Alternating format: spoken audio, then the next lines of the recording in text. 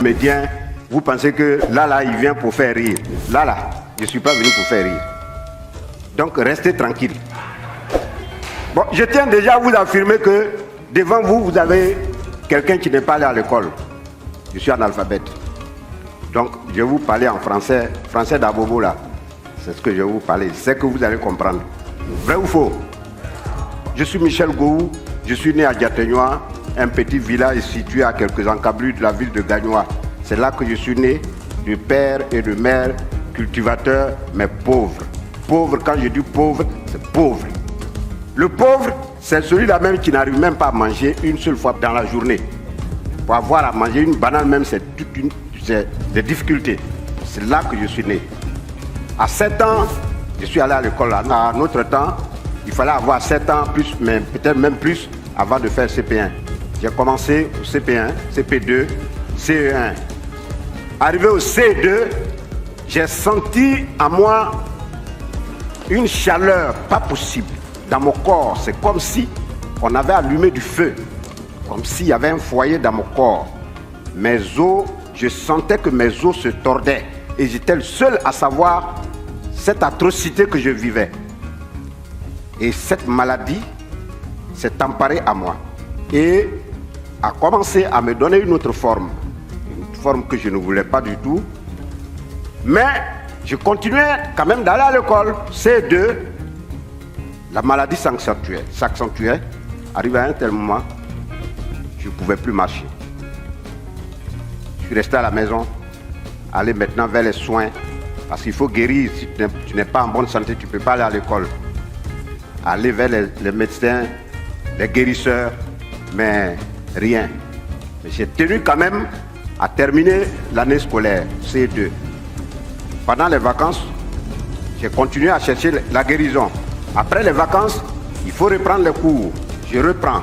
Mais cette fois-ci, la maladie est descendue jusque dans les pieds. Et je n'arrivais plus à me déplacer. J'avais comme pour démarche une canne. Avec la deuxième canne, ma main droite. Donc la canne, je m'appuyais sur la canne, mais pour lever le deuxième pied, je me faisais aider par le bras droit. Et c'était difficile.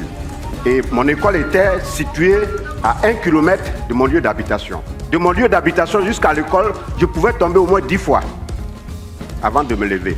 J'arrive à l'école en retard, mais le maître me battait copieusement. Pourquoi tes amis arrivent à l'heure et toi tu arrives en retard? J'ai dit, monsieur, regardez ce que j'endure actuellement. Il dit, non, si je te laisse, ça va donner l'occasion aux autres élèves d'arriver en retard. Je ne te laisserai pas.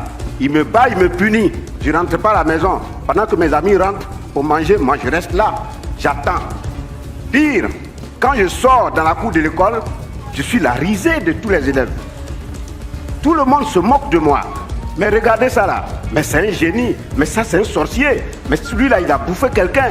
Mais tous les mots à telle enseigne que moi, finalement je me cachais. Pendant la récréation, je partais derrière la classe et je restais seul. Je restais seul. Arrivé au CM2, c'était une paralysie totale.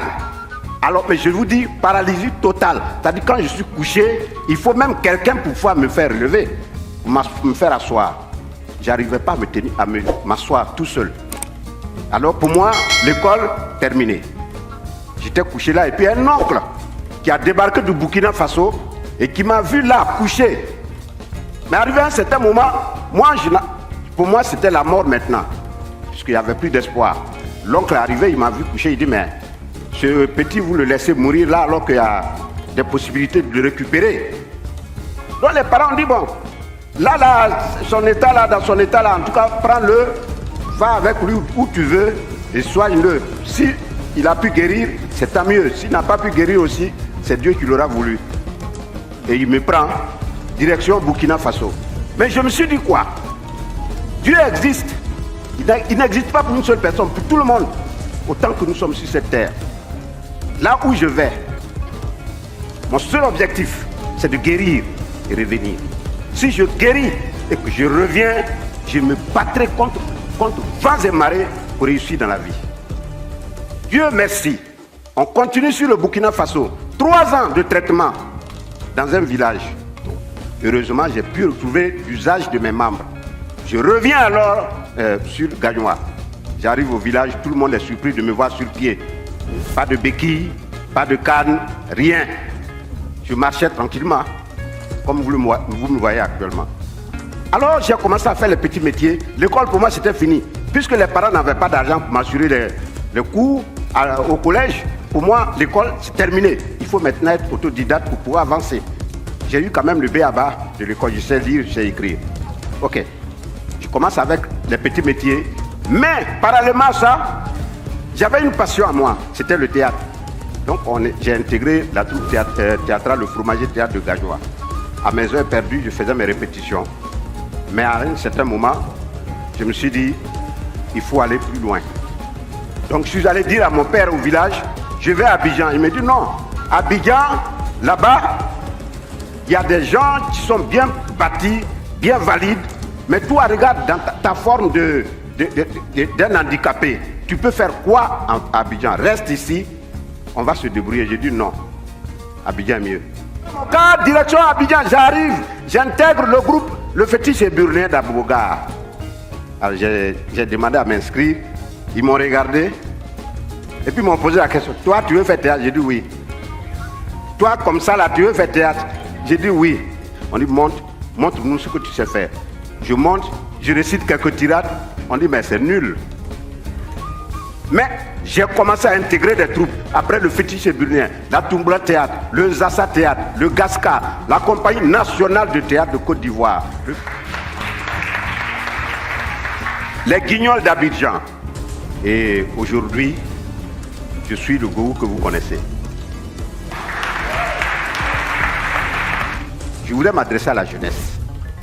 La jeunesse qui est aujourd'hui le fer de lance. La jeunesse qui est l'espoir de toute l'Afrique.